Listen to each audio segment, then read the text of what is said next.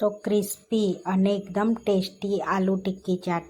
તો આ આલુ ટિક્કી ચાટ ફટાફટ બનીને રેડી થાય છે અને એકદમ ટેસ્ટી લાગે છે. આ આલુ ટિક્કી ચાટ ને ક્રિસ્પી બને છે, જોરદાર બને છે આલુ ટિક્કી ચાટ. ફ્રેન્ડ્સ, આજે હું શેર કરીશ તમારી સાથે લચ્છા આલુ ટિક્કી ચાટ બનાવવાની રેસીપી. તો આગળ આપણે 3 બટાકા લઈ લીધા છે. હવે આપણે એને છોલી લઈશું. તો અહીંયા આગળ બટાકાને આપણે છોલી લઈશું પહેલાં આ રીતે. તો બધા બટાકાને છોલી લીધા છે. હવે છીની લઈશું. તો અહીંયા આ રીતની છીની લીધી છે. એની અંદર આપણે બટાકો છીની લેવાનું છે આ રીતે સરસ એવો. આ રીતે છીની લેવાનો છે અને પછી પાણીમાં એડ કરી દઈશું, જેથી લાલ ના પડી જાય બટાકો આપણો. એટલે છીનતા જઈશું ને એડ કરતા જઈશું આ રીતે. તો અહીંયા બધા આપણે બટાકાને છીની લીધા છે, પાણીમાં એડ કરી દઈશું. હવે આ લચ્છાને આપણે સરસ 2 થી 3 પાણીએ ધોઈ લેવાનું છે. જે રીતનું આ રીતનું પાણી નીકળે ને ત્યાં સુધી એને ધોવાના છે આપણે. તો સરસ 2-3 પાણી આપણે ધોઈ લઈશું એને. તો અહીંયા 2-3 પાણીએ ધોઈ લીધું છે, જોઈ શકો છો. સરસ એવું પાણી આપણે ચોખ્ખું થઈ ગયું છે. હવે આપણે એને બોઇલ કરી લઈશું. તો અહીંયા બોઇલ કરવા માટે પાણી મૂકી દીધું છે. હવે એની અંદર આપણે લચ્છા નિતારી અને અંદર એડ કરી દઈશું આ રીતે બટાકાના. હવે બધા લચ્છા એડ કરી દીધા છે આપણે અંદર, અને થોડુંક મીઠું એડ કરીશું આપણે એની અંદર. અને મિક્સ કરી દઈશું અને ધીમા તાપે સરસ એને બોઇલ થવા દઈશું. તો બહુ બોઇલ નહીં થવા દેવાના, ખાલી સોફ્ટ કરી લેવાના છે આપણે એને બટાકાને. ખાલી 5 થી 7 મિનિટ જેટલું. તો આને વચ્ચે વચ્ચે હલાવતા રહેવાનું છે, નહીં તો આપણે બટાકાના લચ્છા નીચે ચોંટી શકે છે. બહુ બોઇલ નહીં કરી દેવાના, નહીં તો આપણે ટિક્કી દેખાય ના, લચ્છા દેખાય ના જ્યારે પણ ટિક્કી વાળીએ ને ત્યારે. એટલે બહુ કૂક કરી દઈએ ને તો એવું થાય એમ.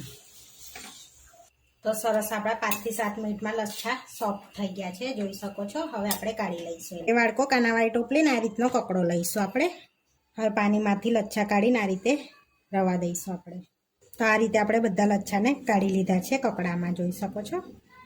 આ રીતે આપણે કકડાને ભેગો કરીને બીજું વધારાનું પાણી પણ નિતારી લઈશું સરસ એવું દબાઈને.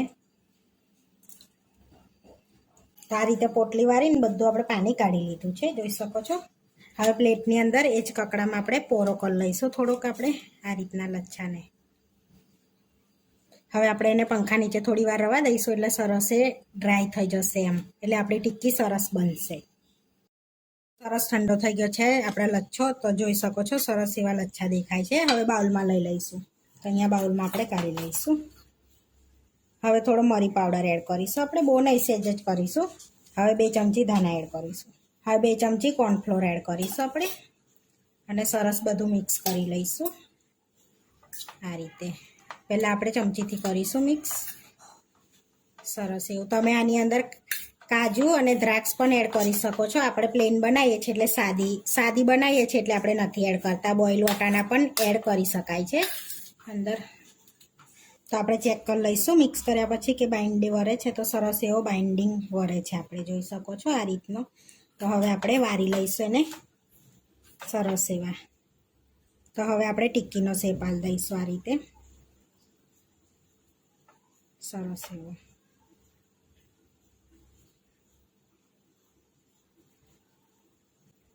તો આ રીતે આપણે ટિક્કીનો શેપ આલી દઈશું સરસ એવો. બીજી પણ વારી લઈશું.